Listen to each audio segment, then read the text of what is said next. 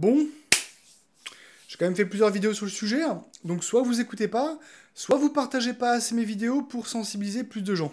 Bonjour à tous, c'est Deru et bienvenue pour un nouveau DeruTech. Aujourd'hui, on va parler phishing, fake support et arnaque téléphonique. Et oui, même si l'arnaque téléphonique ne semble pas être de l'informatique, je vous assure que c'est lié. Comme pour la vidéo sur le cyberharcèlement, je vais utiliser un cas concret pour illustrer mes propos. Il s'agit d'un article paru dans le Ouest France le 23 octobre, et racontant comment une femme de 34 ans s'est fait prendre 1500 € suite à la réception d'un SMS, malveillant bien entendu, mais ça peut aussi arriver avec un mail.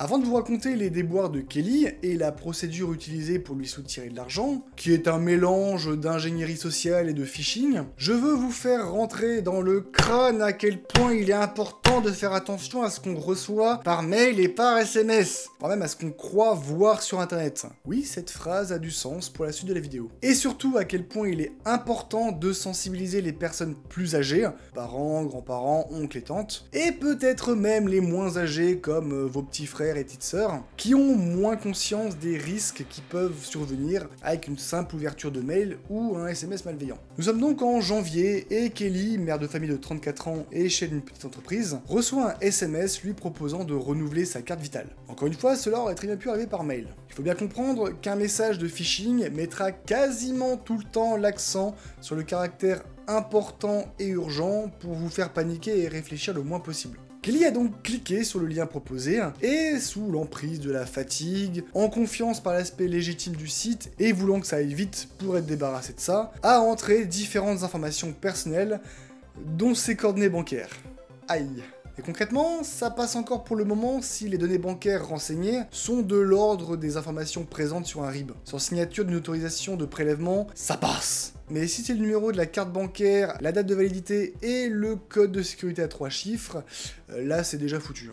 Le lendemain, Kelly reçoit un coup de fil d'une agente bancaire appartenant au service dédié aux arnaques qui lui indique un paiement anormal de 600 € avec sa carte et lui donne des informations sur elle et sur ses comptes pour la mettre en confiance. Par la suite, cette agente informe Kelly que les voleurs essaient d'effectuer des paiements et que pour bloquer ces paiements, Kelly doit ouvrir son application bancaire et valider les opérations. Le problème, c'est que l'agente est en fait l'arnaqueuse et que Kelly vient de valider des opérations bancaires. 1500 € envolés. Et bien sûr, comme c'est Kelly qui a validé les transactions avec son application, sans y être contrainte sous la menace, sa banque refuse de la rembourser. Et Kelly est très loin d'être un cas isolé, car c'est un cas qui arrive très souvent à des personnes âgées. Cette pratique est extrêmement courante, que ça soit avec ou sans appel téléphonique, comme avec les faux SMS indiquant qu'il manque des informations de livraison d'un colis, ou que les frais de livraison n'ont pas été réglés, alors que vous n'avez absolument rien commandé, les mails d'Amélie et ou SMS CPF, les fausses convocations au tribunal ou au commissariat, et les pages internet de fake support, des pop-up apparaissant en plein écran et vous faisant croire qu'il y a un problème avec votre ordinateur ou votre version de Windows et vous incitant fortement à appeler le service technique au numéro indiqué. Bien entendu, tout ça c'est de l'arnaque, c'est pour vous soutirer de l'argent et malheureusement trop de gens tombent encore dans le panneau. Mes conseils restent toujours les mêmes pour éviter que ça vous arrive. Vérifiez l'adresse mail d'expédition ou le numéro de téléphone dans le cas d'un SMS. Et je dis bien l'adresse mail et pas le nom de l'expéditeur, parce que ça, le nom de l'expéditeur, c'est facile à contrefaire. Ne cliquez pas sur les liens, mais rendez-vous directement sur votre espace perso en passant par le site de votre navigateur. En cas d'appel téléphonique, si l'appel vous paraît suspect, mettez la pression à votre interlocuteur en lui demandant des informations comme son nom et prénom, l'intitulé du service dans lequel il travaille, son entreprise, un numéro pour le joindre, et normalement, s'il se sent démasqué ou en panique, il raccrochera.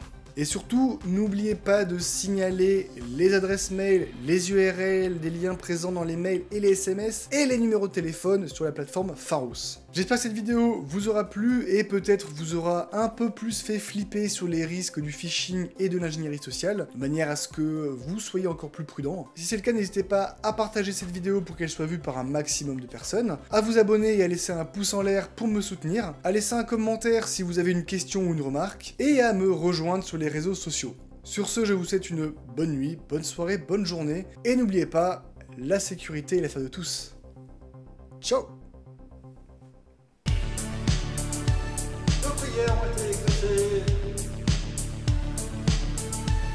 insérer blague sur Apple ici. Blague sur Apple ici.